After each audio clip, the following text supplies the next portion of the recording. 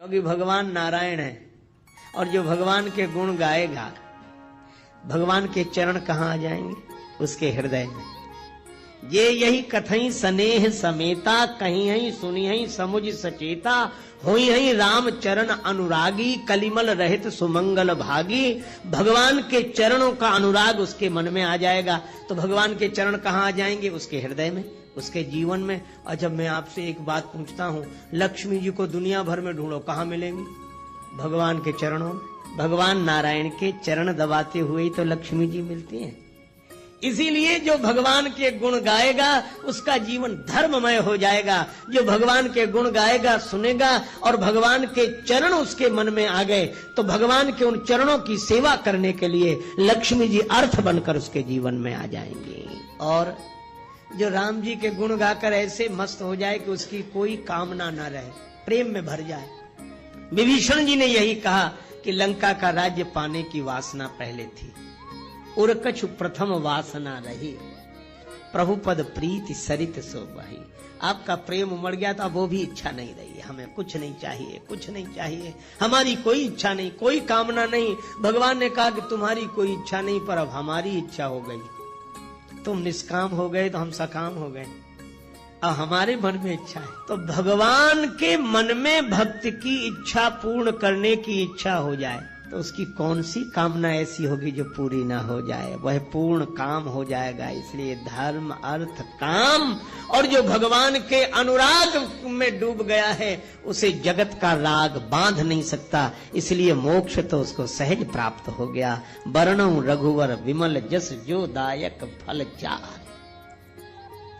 यह हनुमान चालीसा के दोहे का आशय।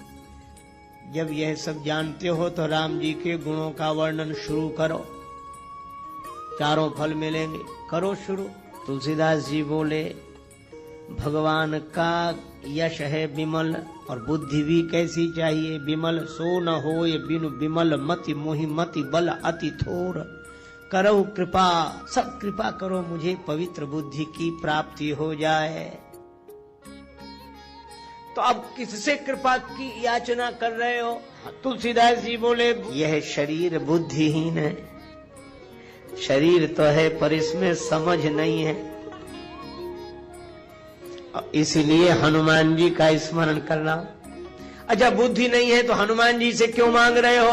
बोले इसलिए हनुमान जी बुद्धि के भंडार हैं, ज्ञानियों में अग्रगण्य हैं, बुद्धिमानों में सर्वश्रेष्ठ हैं। तो जो बुद्धि के भंडार हैं, जो जिस चीज का भंडार हो उससे वही चीज मांगी जाती है। हनुमान जी आप बुद्धिमान हैं, आप बलवान हैं और आप विद्यावान हैं, इसलिए तीनों चीजें हमें दे दो। बल भी चाहिए, बुद्धि भी चाहिए, विद्या भी चाहिए, है ना?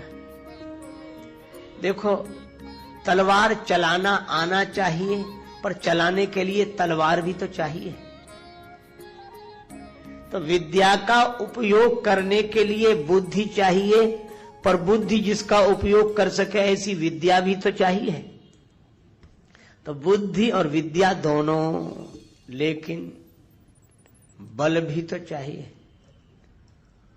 बुद्धि का प्रयोग सही समय पर कर सके वैसी ताकत भी चाहिए, बल। और या यूं कहो कि बुद्धि बल के साथ बहुत आवश्यक है। बिना बुद्धि के बल लगाना ठीक नहीं है। बल का प्रयोग बिना अकल के करना ठीक नहीं। एक महात्मा कहते थे कि बल के साथ बुद्धि का प्रयोग अवश्य करो। क्यों? यदि बिना बुद्धि के बल का प्रयोग कर दिया तो दो ही जगह जाएंगे, या सेंट्रल जेल में या अस्पताल में। अकल नहीं लगाई और ताकत लगा दी, और इतने बड़े से लड़ गए जिसकी बराबरी के हम नहीं थे, लड़ गए और पिट गए तो अस्पताल में। और बिना अकल लगाए लड़ गए और दूसरे को ज्यादा सता दिया, पकड़े गए तो जेल में।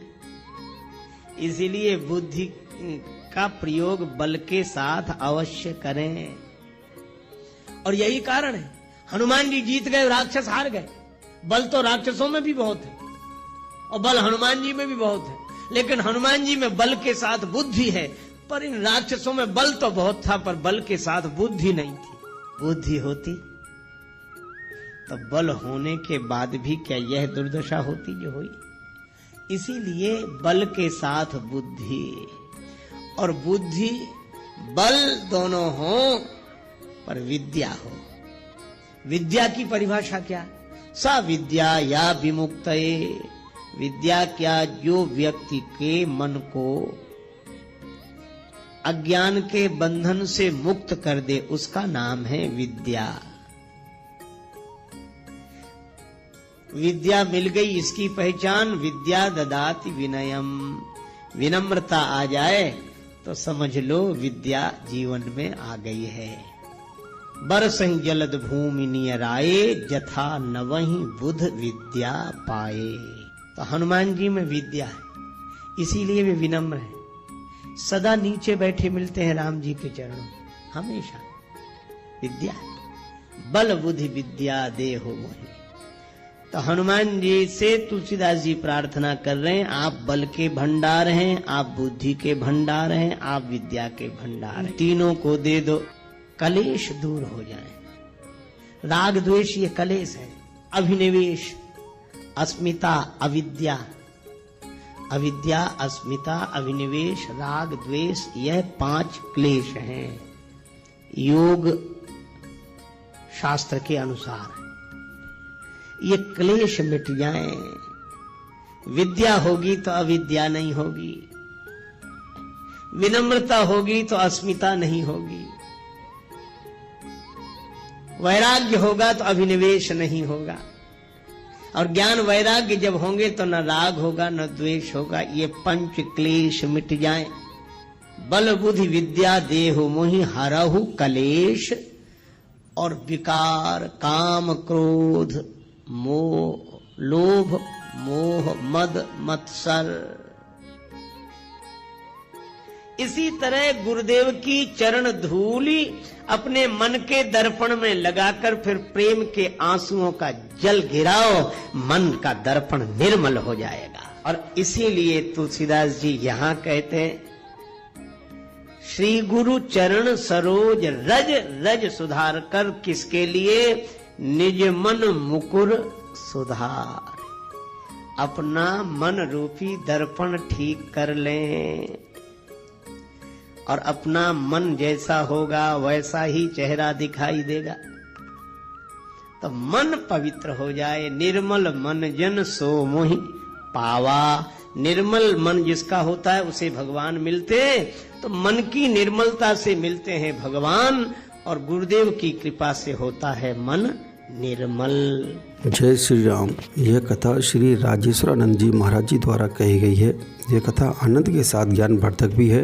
यदि यह कथा आपको अच्छी लगे तो चैनल को लाइक करने के साथ सब्सक्राइब कर दें तथा बेल आइकन भी दबा दें।